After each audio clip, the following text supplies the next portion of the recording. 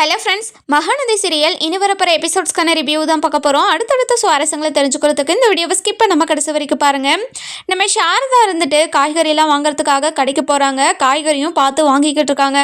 அந்த நேரம் பார்த்து நம்ம அன்பு இருந்துட்டு சாரதாவை பார்த்துட்டு பயங்கர ஷாக்கில், என்ன சாரதா இங்கே இருக்கா, விஜய் மட்டும் சாரதாவை பார்த்துட்டாங்கன்னா பெரிய பிரச்சனையாயிடுமே, அதுக்கப்புறம் எல்லா உண்மையும் வெளியே வந்துடுமே, என்ன பண்ணுறது இப்போ அப்படின்னு தெரியாமல் ரொம்பவே பயந்துக்கிட்டு வீட்டுக்கு போகிறாங்க. வீட்டுக்கு போன உடனே நம்ம சாரதாவை பற்றி யோசிச்சுக்கிட்டே இருக்காங்க. அந்த நேரம் பார்த்து நம்ம செல்வி இருந்துட்டு, ஐயா என்னாச்சு ஐயா, வந்ததுலேருந்து நானும் பார்த்துக்கிட்டு தான் இருக்கேன், நீங்கள் ஏதோ டென்ஷனாக இருக்கீங்க, ஏதாச்சும் பிரச்சனையா அப்படின்னு சொல்லி கேட்கவும், இங்கே பாரு உன்னை யாரா கேட்க சொன்னாங்களா, முதல்ல இங்கேருந்து போ அப்படின்னு சொல்லிட்டு ரொம்பவே கடுமையாக பேசுகிறாங்க. அதுக்கப்புறம் செல்வியும் சரி ஏதோ பிரச்சனையில் இருக்காரு போல், அதனால தான் இப்படி பேசுகிறாருன்னு சொல்லிட்டு போயிடுறாங்க. அதுக்கப்புறம் நம்ம தாத்தா வராங்க.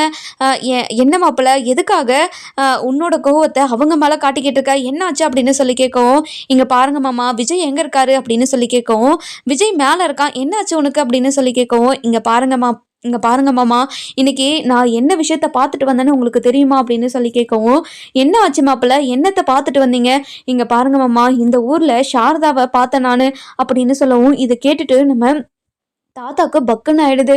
அது அந்த நேரம் பார்த்து நம்ம விஜய் கீழே வந்துடுறாரு. கீழே வந்த உடனே விஜய் வர்றது தெரியாமல் நம்ம அன்பு இருந்துட்டு, இங்கே பாருங்க மாமா சாரதாவை மட்டும் நம்ம விஜய் பார்த்தாருன்னா கண்டிப்பாக எல்லா உண்மையும் வெளியே வந்துடும், அதுக்கப்புறம் கண்டிப்பாக விஜய் நம்மக்கிட்ட சண்டை போடுவான் அப்படின்னு சொல்லவும், இதை கேட்டுட்டாரு நம்ம விஜய். அதுக்கப்புறம் என்ன தான் பேசுகிறாங்கன்னு சொல்லிட்டு அங்கேயே நின்று கேட்டுக்கிட்டு இருக்கவும், சாரதா வந்து எல்லா உண்மையும் விஜய் கிட்ட சொல்லிட்டா என்ன பண்ணுறது அப்படின்னு சொல்லி பேசிக்கிட்டே இருக்கவும், அதுக்கப்புறம் விஜய்க்கு ஒரு மாதிரி சந்தேகம் வந்து, இங்க பாருங்க தாத்தா அப்படின்னு சொல்லவும், நம்ம தாத்தாக்கும் பக்குன்னு ஆயிடுது.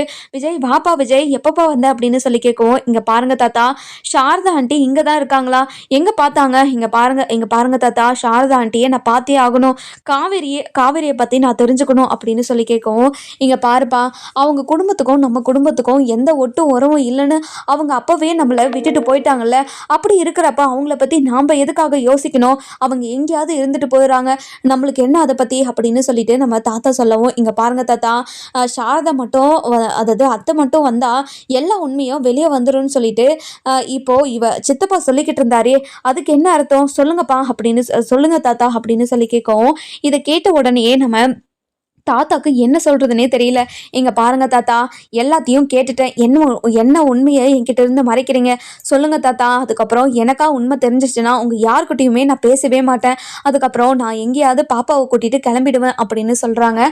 இதை கேட்ட உடனே நம்ம தாத்தா இருந்துட்டு, இங்க பாருப்பா விஜய், நான் இந்த விஷயத்த சொல்ற நேரமும் கிடையாது, நான் கண்டிப்பா நேரம் வந்தா இந்த விஷயத்த சொல்றேன், இப்போதைக்கு இந்த விஷயத்த சொல்ல முடியாதுப்பா அப்படின்னு சொல்லவும், இங்க பாருங்க தாத்தா எவ்வளோ பெரிய விஷயமா இருந்தாலும் பரவாயில்ல, எனக்கு இப்போவே அந்த விஷயம் தெரிஞ்சாகணும், இப்போ சொல்ல போறீங்களா இல்லையா அப்படின்னு சொல்லி கேட்கவும், இங்க பாருப்பா விஜய், இங்க பாருங்க என்கிட்ட உண்மையை மட்டும் சொல்லுங்க, வேற எதுவும் காரணம்லாம் என்கிட்ட சொல்ல தேவையில்லை, இங்க பாருங்க சித்தப்பா உங்களுக்கும் தான், நீங்க மட்டும் உண்மையை சொல்லலைன்னா கண்டிப்பா உங்களுக்கும் நிறைய பிரச்சனை வரும், அதை நீங்க ஃபேஸ் பண்ண வேண்டியதா இருக்கும் அப்படின்னு சொல்லிடுறாங்க. அதுக்கப்புறம் என்ன நம்ம அதாவது அன்பு இருந்துட்டு, இங்க பாரு விஜய், நான் உங்ககிட்ட ஒரு மிகப்பெரிய விஷயத்த மறைச்சேன் தான், நாங்க இல்லைன்னு சொல்லலை, ஆனா அப்போ இருந்த நிலைமைக்கு கண்டிப்பா அதை செஞ்சே ஆகணுன்ற நிலைமையில தான் நாங்க இருந்தோம், அதனால தான் இப்படி ஒரு விஷயத்த செஞ்சோம் அப்படின்னு சொல்லுவோம், நீங்கள் சொல்கிறது எதுவுமே எனக்கு புரியல, ஒழுங்கா எல்லாத்தையும் சொல்லுங்க அப்படின்னு சொல்லிடுறாங்க. அதுக்கப்புறம் என்ன ஆக்சிடென்ட் நடந்தப்பையும் அதுக்கப்புறம் என்னென்ன நடந்துச்சுன்னு எல்லா விவரத்தையும் நம்ம அன்பு இருந்துட்டு விஜய் கிட்ட புட்டு வச்சிடறாங்க. நம்ம விஜய்க்கு அப்படியே கண்ணில் இருந்து தண்ணி வந்துட்டே இருக்கு.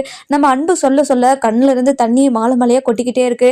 இங்கே பாருங்க தாத்தா, இப்படி ஒரு விஷயத்த என்கிட்ட இருந்து எதுக்காக தாத்தா மறைச்சிங்க, காவேரி உயிரோடு இருக்கிறத மறைச்சி இத்தனை வருஷமா என்னையும் காவேரியும் பிரித்து வச்சிருக்கீங்க, உங்களுக்கு நியாயமா இருக்கா, நான் காவேரி மேலே எவ்வளோ அன்பா இருக்கன்னு உங்களுக்கு தெரியும்ல, அப்படி தெரிஞ்சிருந்தோம் எதுக்காக காவேரியும் என்னையும் பிரித்து வச்சிங்க தாத்தா, இங்கே பாருப்பா விஜய், அந்த பசுபதியால் உனக்கு திரும்ப எந்த ஒரு பிரச்சனையும் வந்துடக்கூடாதுன்றதுக்காக தான் நான் உன்னையும் காவேரியும் பிரித்து வச்சோம், அது மட்டும் இல்லாமல் காவேரி உன்னை கல்யாணம் பண்ணதையோ அதாவது குழந்தை பிறந்ததையோ மறந்துட்டா, அப்படி இருக்கிறப்போ நான் எதுக்காக நான் அவளை இங்கே நம்ம கூட வச்சுக்கணும், இங்கே பாருங்க தாத்தா அவள் என்கிட்ட சொல்லிக்கிட்டே இருந்தா தெரியுமா, எந்த ஒரு சூழ்நிலையிலும் என்னை விட்டுட்டு போயிட மாட்டீங்களேன்னு என்கிட்ட 1000 முறை கேட்டிருப்பா, ஆனால் இதுக்காக தான் அவள் என்கிட்ட கேட்டிருக்கான்னு இப்போ தான் எனக்கு புரியுது.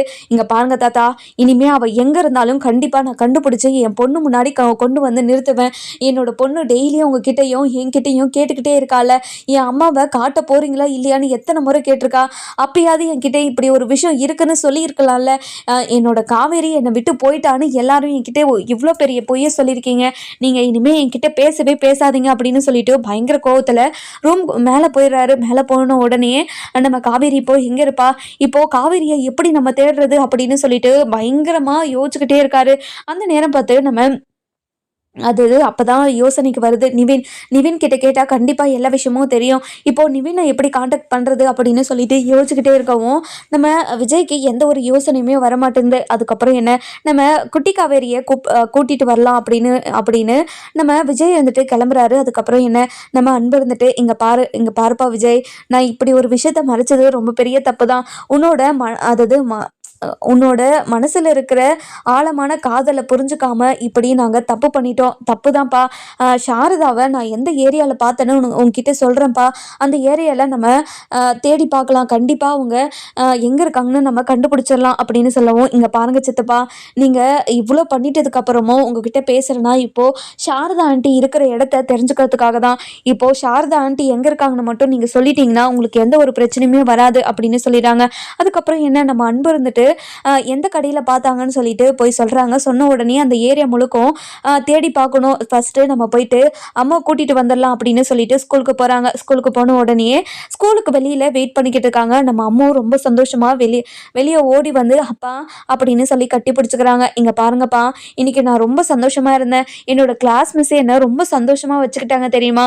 எனக்கு அவங்க கூடவே இருக்கணும் போல இருந்துச்சு. அப்படியே அம்மா, நான் கிளாஸ் டீச்சரே நான் பார்த்தே ஆகணுமே, அவங்க இன்னும் வெளியே போகல அப்படின்னு சொல்லி கேட்கவும், அப்பா என்னப்பா காருக்குள்ளே யாரோ இருக்காங்க அப்படின்னு சொல்லி கேட்கவும், அப்படியாப்பா காருக்குள்ளே உன்னோட பாட்டி தான் தாத்தா தான் இருக்காரு அப்படின்னு சொல்கிறாங்க. அப்படியா தாத்தா, எப்போ தாத்தா வந்தீங்க, எனக்கு சொல்லவே இல்லை நீங்கள். இல்லைடா, அப்பாவையும் என்னோட மாமாவையும் பார்க்க வந்தேனா, அதனால தான் உன்னையும் பார்த்துட்டு போயிடலான்னு வந்தேன். நல்லா இருக்கேடா தங்கம் அப்படின்னு சொல்லி கேட்கவும், தாத்தா நான் நல்லா இருக்கேன் தாத்தா. அப்பா இன்னும் கொஞ்ச நேரத்தில் அந்த கிளாஸ் மிஸ் வந்துடுவாங்க. நீங்கள் அந்த கிளாஸ் மிஸ்ஸை நீங்கள் பார்த்துட்டு தான் போகணும், சரியா? சரிப்பா, சரிடா செல்லம், நீ சொல்லலனாலையும் உன்னோட கிளாஸ் மிஸ்ஸை நான் பார்க்கணுன்னு அவ்வளோ ஆர்வமாக இருக்கேன். என்னோட அம்முவை இவ்வளோ சந்தோஷமாக பார்த்துக்கிட்டு இருக்காங்க இல்லையா, அதனால் அவங்களுக்கு ஒரு நன்றி சொல்லணும்ல அப்படின்னு சொல்கிறாங்க. இதை கேட்ட உடனே நம்ம விஜய் வந்துட்டு பயங்கர எக்ஸைட்மெண்ட்டாக இருக்காங்க. யார் அந்த கிளாஸ் மிஸ்ஸாக இருப்பாங்கன்னு. அப்போ தான் நம்ம காவேரி வெளியே வராங்க. நம்ம விஜயும் யாராக இருக்கும்னு யோசிச்சுக்கிட்டே இருக்காரு. அப்பா இங்கே பாருங்கப்பா, என்னோட கிளாஸ் மிஸ் வராங்க அப்படின்னு சொல்லவும், நம்ம விஜயும் பார்க்குறாரு யாருன்னு. பார்த்த உடனே நம்ம காவேரியை பார்த்த உடனே பயங்கர ஷாக்கு. நம்ம விஜய்க்கு பயங்கர சந்தோஷம். காவேரி அப்படின்னு சொல்லவும் நம்ம அன்புக்கு பயங்கரமாக ஒரு மாதிரி பதட்டமாயிடுது. என்ன விஜய், காவேரியா, இங்கே பாருங்க சித்தப்பா, காவேரி தான் வரான் அப்படின்னு சொல்லிட்டு காட்டுறாங்க. அதுக்கப்புறம் அப்பா காவேரியா, நான் தானேப்பா காவேரி. இல்லைம்மோ, நீ ஒரு நிமிஷம் இரு அப்படின்னு சொல்லிட்டு நம்ம காவேரியை பார்த்துக்கிட்டே இருக்காங்க. அம்மோ உன்னோட கிளாஸ் மிஸ் யாரு அப்படின்னு சொல்லி கேட்கவும், இங்கே பாருங்கப்பா, அந்த ஹைட்டாக உயரமாக நீங்கள் போல்டாக என்னோட அம்மா போல்டாக இருப்பாங்கன்னு சொன்னல, அதே மாதிரி போல்டாக வராங்க பாருங்கப்பா, அவங்க தான்ப்பா அப்படின்னு சொல்லவும், இதை கேட்ட உடனே விஜய்க்கு பயங்கர சந்தோஷம். அதுக்கப்புறம் என்ன, நம்ம காவேரி குட்டி காவேரி கிட்ட நம்ம பெரிய காவேரியும் வந்துடுறாங்க. வந்த உடனே என்னமோ வீட்டுக்கு போலியா அப்படின்னு சொல்லிட்டு நம்ம காவேரி வந்து கேட்குறாங்க. மேம் இதுதான் மேம் என்னோட அப்பா உங்ககிட்ட நன்றி சொல்லணும்னு சொன்னாங்க. ஹலோ சார், நல்லா இருக்கீங்களா அப்படின்னு சொல்லி கேட்கவும் நம்ம விஜய்க்கு பயங்கரமாக ஷாக் ஆகிடுது. என்னை பார்த்ததும் என்னை யாருன்னே தெரியாத மாதிரி பேசுகிறாளே அப்படின்னு சொல்லிட்டு பயங்கர ஷாக்கோடு பார்க்கவும், அதுக்கப்புறம் என்ன சார் சொல்லுங்கள் சார் அப்படின்னு சொல்லவும், அதுக்கப்புறம் காவேரி அப்படின்னு சொல்லி கேட்குறாங்க. என்ன சார், என்னோட பேர் உங்களுக்கு தெரியுமா அப்படின்னு சொல்லி கேட்கவும், உன் பேர் காவேரி, என்னோட பேர் விஜய்னு உனக்கு தெரியுமா, நான் தான் உன்னோட புருஷன் அப்படின்னு சொல்கிறாங்க. இதை கேட்ட உடனே காவேரிக்கு ஒரு மாதிரி ஷாக் ஆகிடுது. அதுக்கப்புறம் நீங்கள் தான் என்னோட கனவுல வந்து என்னை தொல்லை பண்ணிக்கிட்டு இருக்கிறவரா அப்படின்னு சொல்லி கேட்கவும், கனவுல வரனா, எனக்கு ஒன்றும் புரியல காவேரி, நான் தான் உன்னோட புருஷன், உனக்கு எல்லா விஷயமும் மறந்துருச்சுன்னு எனக்கு தெரியும், ஆனால் எல்லாத்தையும் நான் உனக்கு ஞாபகப்படுத்துகிறேன், இவ தான் உன்னோட பொண்ணு அப்படின்னு சொல்கிறாங்க. அப்பா என்னப்பா சொல்கிறீங்க, இவ தான் என்னோட பொண்ணுன்னு இவங்க தான் என்னோட அம்மாவா, மேம் நீங்கள் தான் என்னோட அம்மாவா அப்படின்னு சொல்லி கேட்கவும், இதை கேட்ட உடனே நம்ம காவேரிக்கு பயங்கரமா ஷாக் ஆயிடுது. நீங்க என்ன சொல்றீங்கன்னு எனக்கு ஒண்ணுமே புரியல. நீங்க யாருன்னே எனக்கு தெரியாது. அப்படி இருக்கிறப்போ எதுக்காக என்ன அ உங்களோட பொண்டாட்டின்னு வேற சொல்றீங்க? எனக்கு ஒண்ணும் புரியல. இங்க பாரு காவேரி, உன்ன என்ன உன்னோட அம்மாகிட்ட கூட்டிட்டு போ. எல்லா விஷயத்தையும் நான் உன்னோட அம்மாவ வச்சு நான் சொல்றேன் அப்படின்னு சொல்றாங்க. அதுக்கப்புறம் என்ன நம்ம குட்டி காவேரி, பெரிய காவேரி, அன்பு, அதுக்கப்புறம் நம்ம விஜய் இவங்க 4 பேருமே இப்போ சாரதா வீட்டுக்கு போறாங்க. போன உடனேயே நம்ம காவேரி இருந்துட்டு பயங்கர குழப்பத்தோடையும், "அம்மா எங்க இருக்கம்மா?" அப்படின்னு சொல்லி கேட்கவும், "காவேரி வந்துட்டியா காவேரி? நான் கிச்சன்ல இருக்கேன். உனக்கு காஃபி போட்டு கொண்டு வரவா?" "ம்மா எனக்கு காஃபியும் வேணாம், ஒண்ணும் வேணாம். கொஞ்சம் வெளிய வாம்மா" அப்படின்னு சொல்லி கேட்கவும், "என்ன இவ ரொம்ப டென்ஷனா பேசுற மாரி பேசுறாளே! என்னாச்சு? என்னடி ஆச்சு?" அப்படின்னு சொல்லிட்டு வெளிய வராங்க. வெளிய வந்த உடனே விஜய பார்த்துட்டு பயங்கர ஷாக்கு. "விஜய் தம்பி, நீங்க எப்படி உயிரோட இருக்கீங்களா? நீங்க இறந்துட்டதா எங்ககிட்ட எல்லாருமே சொன்னாங்களே" அப்படின்னு சொல்லிட்டு சொல்லவும், "என்ன அத்தை சொல்றீங்க நீங்க? நான் இறந்துட்டதா உங்ககிட்ட சொன்னாங்களா? எனக்கு காவேரி உயிரோடயே இல்லைன்னு என்கிட்ட சொன்னாங்க அத்தை" அப்படின்னு சொல்லவும், இதை கேட்ட உடனே சாரதாக்கு பயங்கர ஷாக்கு. "இங்க பாருங்க தம்பி, இத்தனை வருஷமா நீங்க உயிரோடு இல்லைன்னு நினைச்சுதான் காவேரி இப்போ தனி மரமா இருக்கா. இதை நினைச்சு ஒவ்வொரு நாளும் எவ்வளவு கவலைப்பட்டுக்கிட்டு இருக்கேன்னு தெரியுமா? காவேரிக்கு எல்லாமே ஞாபகம் வந்துருச்சுன்னா என் புருஷன் எங்கன்னு கேட்டானா அவன் உயிரோடு இல்லைன்னு சொல்றதுக்கு நாங்க எவ்வளோ கஷ்டப்பட்டுக்கிட்டு இருந்தோம்னு தெரியுமா தம்பி" அப்படின்னு சொல்லவும், "இங்க பாருங்க அத்தை, அதாவது என்னையும் காவேரியும் இத்தனை வருஷமா பிரிச்சு வச்சுட்டீங்களா தம்பி அத்தை" அப்படின்னு சொல்லி கேட்கவும், "இங்க பாருங்க தம்பி, என்னோட பேத்தியையும் என் பொண்ணையும் நினச்சி நான் எவ்வளோ வருத்தப்பட்டுக்கிட்டு இருந்தேன்னு தெரியுமா உங்களுக்கு?"